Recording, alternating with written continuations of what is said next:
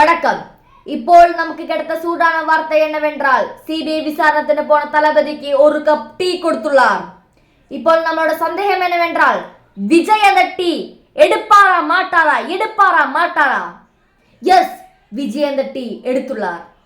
இனி அது குடிப்பாரா மாட்டாரா? ഇപ്പോൾ വിജയുടെ அரசியலில் புதிய திருப்பம் உண்டாக்கக்கூடிய புத்தன் புதிய வார்த்தை, அது டீ கிடையாது, பிளாக் காஃபி என்ற மிகப்பெரிய தகவல் நமக்கு கிடைத்துள்ளது.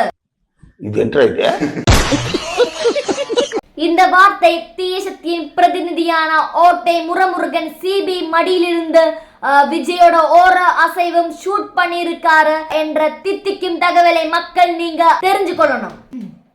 இப்படிதான் தீய சக்திக்கு விலை போன சில வார்த்தா சேனல்கள் விஜயண்ணாக்கு எதிர வதந்திகள் பரப்புகிறது என்ற வேதனாபூர்வமான வார்த்தையை நான் உங்களை அறிவித்துக் கொள்கிறேன். நன்றி.